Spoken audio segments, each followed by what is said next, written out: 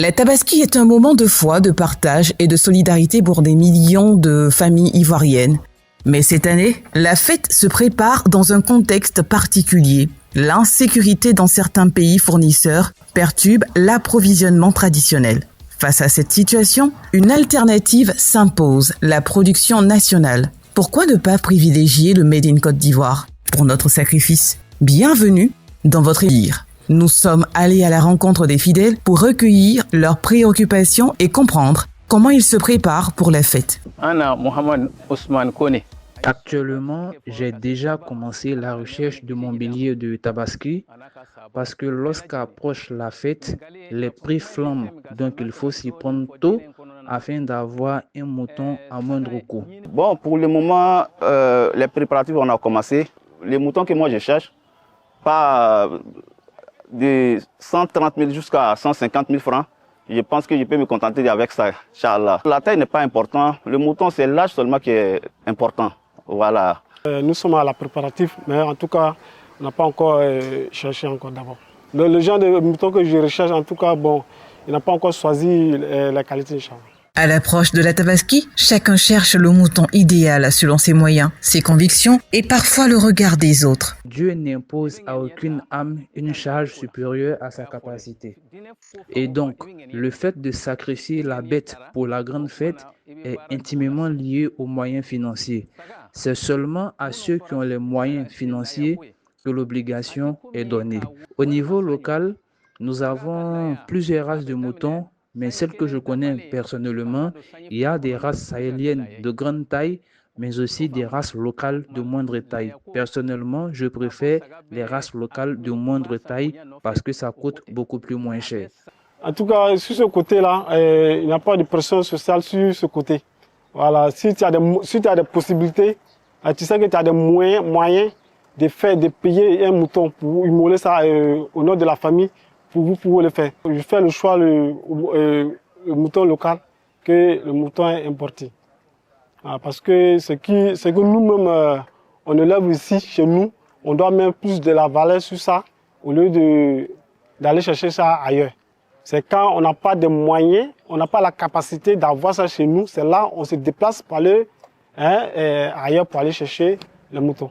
Pour ceux qui connaissent la religion, qui maîtrisent bien la religion, il ne peut pas avoir la pression sociale. Parce que pour dire que parce que mon voisin a tué un mouton, il faut que je cherche un mouton aussi. Non, non, c'est pas ce qui a été dit. On dit il faut avoir les moyens. Si on n'a pas les moyens, le voisin qui a les moyens qui a tué le mouton, c'est lui maintenant qui doit venir vous donner la viande, Inch'Allah, pour pouvoir bien fêter. Je ne connais pas les moutons, les différentes races des moutons, ça je ne connais pas franchement. Quand nous on va à l'abattoir et puis on regarde vraiment ce qui nous plaît, on prend ça. Si il y en a, on est prêt quand même à privilégier les races locales s'il y en a vraiment, si ça est disponible. On est prêt vraiment à privilégier, puisque ça va aider aussi à nos frères qui se sont lancés dans cette activité, à encore booster leur activité, Inch'Allah. Dans le cadre des préparatifs de la Tabaski 2026, le CNLVC s'est rendu à Toumoudi, au cœur d'une exploitation membre de l'association Les Braves Éleveurs. L'exploitation visitée, implantée sur 23 hectares, appartient à un membre de l'association Braves Éleveurs. Ce groupement d'éleveurs ivoiriens incarne la nouvelle dynamique d'un élevage moderne, sédentaire, intensif, structuré et hautement performant. Sur le site, plusieurs activités sont menées. L'engraissement des béliers destinés à la Tabaski, l'élevage de taurillons pour les boucheries d'Abidjan, ainsi que la production de lait à partir de vaches laitières. La structure bénéficie du suivi d'experts pour assurer sa biosécurité, du cheptel. Nous sommes aujourd'hui à quelques kilomètres de Toumoudi, donc dans une ferme, une exploitation de moutons, de bœufs locales. Nous sommes venus dans cette ferme pour voir, déjà montrer que l'élevage local existe, est performante. Partout sur le territoire, on a ce genre de ferme. Aujourd'hui, nous sommes à côté de Toumoudi, mais c'est partout où on peut retrouver ce genre de fermes qui font des moutons, des bœufs locaux.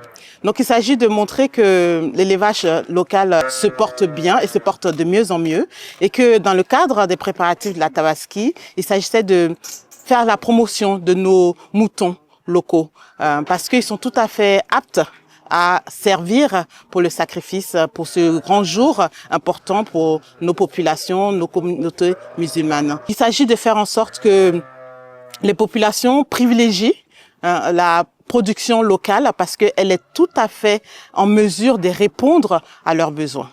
La Tabaski 2026 est en préparation par le gouvernement. Le gouvernement met tout en œuvre pour que cette fête soit une réussite, pour qu'il y ait la disponibilité aussi bien au niveau des moutons, qui est donc le produit phare de la Tabaski, mais également des bœufs et de tout autre besoin de produits de grande consommation. Le gouvernement est à pied d'œuvre. Secrétaire général de l'association Braves Éleveurs, c'est cela. C'est bien ça. Donc c'est à vous la ferme qu'on vient de voir. Oui, c'est bien chez moi. D'accord. La ferme Terre-Neuve de Toumoudi.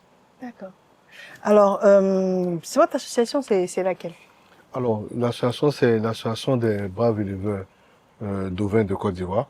C'est la plus grande association de producteurs d'ovins sahéliens ici en Côte d'Ivoire. Nous regroupons plus de 300 producteurs qui sont disséminés sur toute l'étendue du territoire. Et le président de notre association, c'est M. Traoré Amidou Suleiman.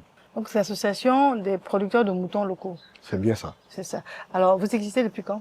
Depuis, l'association existe de façon formelle depuis 2017, dont nous sommes à notre 9e année d'existence. Alors, 9e année d'existence, vous êtes tous donc propriétaires de bétail. Et est-ce que ce que vous produisez suffit à la consommation locale? Malheureusement, pas encore. On n'a pas encore la prétention de couvrir la demande nationale, mais fort heureusement pour nous, la Côte d'Ivoire a tout le potentiel qu'il faut pour qu'un jour les producteurs locaux soient en mesure de couvrir nos besoins. Déjà, ce qu'il faut préciser, c'est que il y a un pic de consommation en termes d'ovins à l'occasion de la Tabaski. En dehors de la Tabaski, la Côte d'Ivoire arrive à satisfaire ses besoins. Voilà, donc c'est seulement pour par votre canal? Pas par le canal des Braves Éleveurs, mais la production locale, c'est-à-dire Braves Éleveurs et autres éleveurs. Alors, comment être sûr de la qualité de vos produits? Alors, déjà, à la base, nous ne sommes pas des commerçants, nous sommes des éleveurs. Et l'élevage va avec une certaine éthique. Déjà, je peux vous dire que tous les produits que nous mettons à la consommation sur le marché sont sans résidus d'antibiotiques.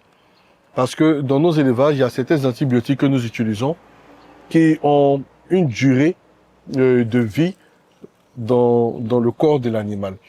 Cette durée de vie peut varier de 3 jours à 30 jours.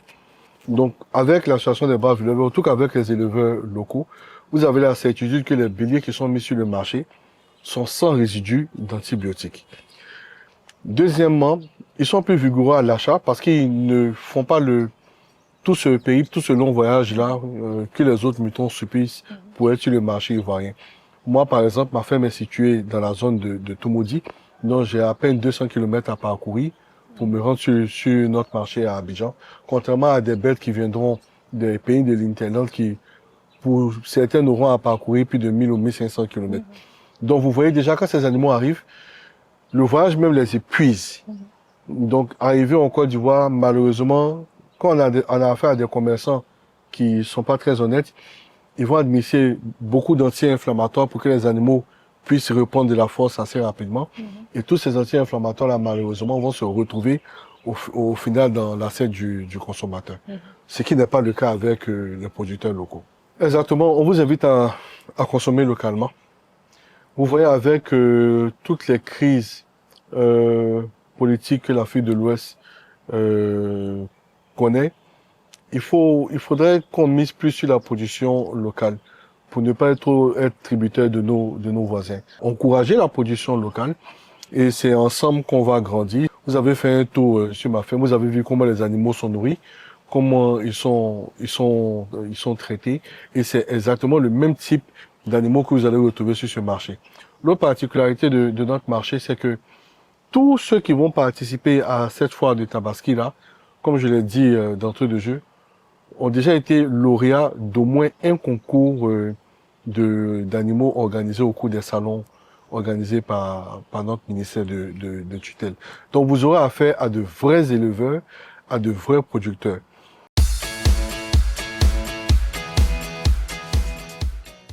Alors, maintenant que nous savons que les bêtes sont à disposition, qu'il faut encourager la consommation locale, donc de bétail pour les fêtes de Tabaski, nous vous proposons d'aller à la rencontre de l'imam Samaké, histoire de comprendre de la fête de Tabaski, ce que cela englobe, quel genre de bêtes est-ce qu'il faut avoir. Je vous propose de m'y accompagner.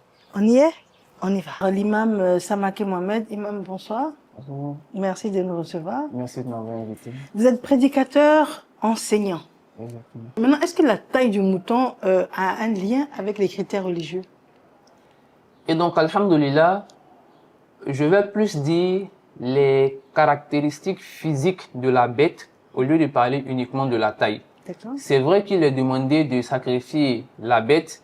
Et donc, j'ai dit, il y a plusieurs bêtes qu'on peut sacrifier, notamment la chèvre, le mouton, le bœuf ou encore le chameau.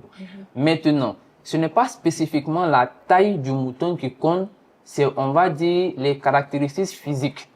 Notamment, les textes nous ont dit que lorsqu'on souhaite offrir une bête à Allah en sacrifice, il faudrait que ce soit une bête en bonne santé.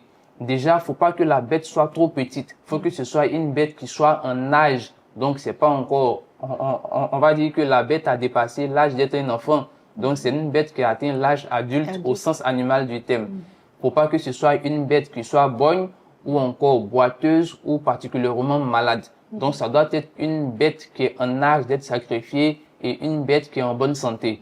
Donc, si la bête correspond aux caractéristiques qu'on a données, notamment elle est en bonne santé et elle a atteint l'âge minimum requis, par conséquent, on peut la sacrifier sans tenir compte des spécificités liées à la taille, à la couleur, ni à la forme. Et c'est toujours un mâle? Ça peut être aussi une femelle. Il y a un phénomène qui est réel, c'est cette espèce de compétition. Parce que vous avez énoncé les critères, effectivement, mais on a presque le sentiment qu'à cette période-là, c'est qui peut le plus, qui peut le mieux, comme s'il y avait une compétition assez particulière. Ce qu'il faut comprendre déjà avec le sacrifice, c'est pourquoi on a commencé par l'histoire du prophète Ibrahim alayhi salam, c'est de dire aux gens que c'est surtout et avant tout un acte d'adoration. Donc, lorsqu'il s'agit d'une adoration, naturellement, il y a beaucoup de choses qu'on ne peut pas faire. Je veux dire que Allah le Très-Haut va dire dans le Saint-Coran. Donc, il va nous dire ici dans le Saint-Coran, parlant des bêtes qu'on donne en immolation pour sacrifier, il va dire que ni le chair, ni le sang ne l'atteignent lui Allah, si ce n'est que la piété qui nous anime au moment de faire le sacrifice. Et donc, par conséquent, c'est surtout et avant tout un acte d'adoration. Et donc, dans un acte d'adoration, ce qui devrait animer plus celui qui le fait, c'est la foi, la piété avec laquelle il fait le sacrifice, et non la bête qu'il donne. Allah va dire dans le Saint-Coran, « Fasolli li rabbika wanhar » et pour ton Seigneur, accomplis la prière et fais le sacrifice. Donc, ce sacrifice-là, tu le fais pour ton Seigneur. C'est d'abord un acte d'adoration. Et donc, un acte d'adoration, ça répond à des critères d'humilité, de sobriété et de respect du cadre religieux. Et donc, par conséquent, on n'est pas en concurrence avec les autres. On essaie plutôt d'avoir une grande foi, une intention sincère, afin que ce qu'on a donné à Allah soit accepté auprès de lui. Et donc, les nombreuses concurrences dessus, je crains que ça ne mette en difficulté la foi du musulman, qui soit, on va dire, entaché d'ostentation sur le caractère de la bête, au lieu même du caractère de piété qui devrait l'animer sur la bête qu'il doit donner à son Seigneur.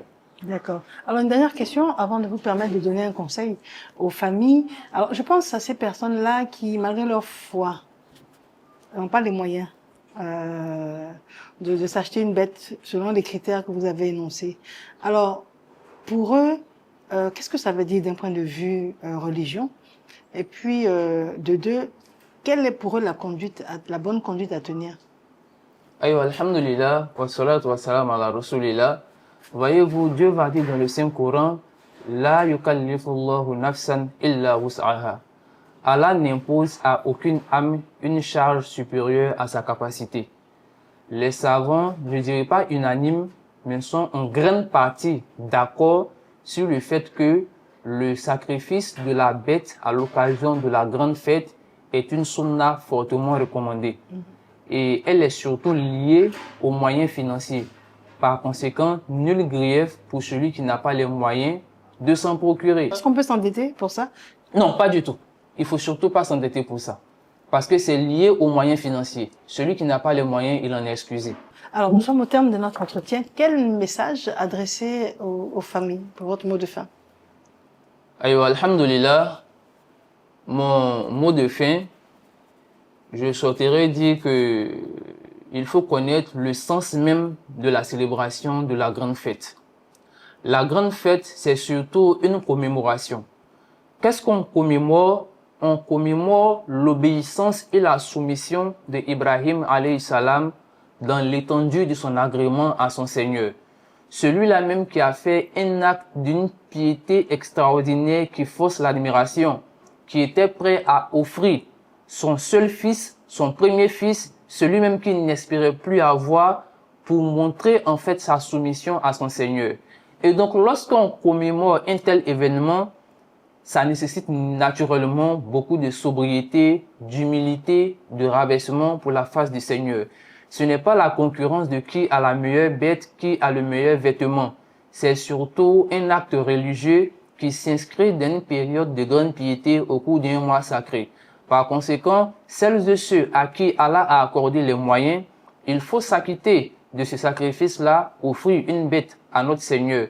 Néanmoins, celui qui n'a pas eu les moyens, qu'il profite de ces 10 jours de Zulhijjah en termes de lecture coranique, de bonne adoration, le fait même d'assister déjà à la prière de l'Eid le jour en question et d'accomplir les actes de fraternité, de générosité à l'endroit des pauvres, des démunis, il aura tiré profit de cette période-là au même titre que les autres, sans pour autant s'être mis dans une situation contraignante qui n'a pas lieu d'être. Je vous remercie de nous avoir suivis. Au terme de cet entretien, nous allons prendre congé. Nous étions avec l'imam Samaké Mohamed, qui est donc prédicateur enseignant. Merci à vous. Merci d'être venu. Au terme de cette émission, la Tabaski, c'est bien cette fête de partage, de solidarité, d'intention et de respect des principes religieux. Alors, c'est opportun de choisir de soutenir la production locale en ce qui concerne toutes les bêtes dont on a parlé à immoler. Alors, soutenir les éleveurs, c'est fondamental. Et c'est également préserver votre pouvoir d'achat. Telle est notre conclusion pour aujourd'hui. Tout en vous souhaitant d'excellents moments de fête, nous vous proposons de retrouver cette émission sur le site du CNLVC, qui est donc le Conseil national de lutte contre la vie chère, ou bien sur nos différentes pages de réseaux sociaux. Alors, www.cnlvc.ci. Madame, Monsieur, bonsoir et merci de nous avoir suivis. Excellente fête.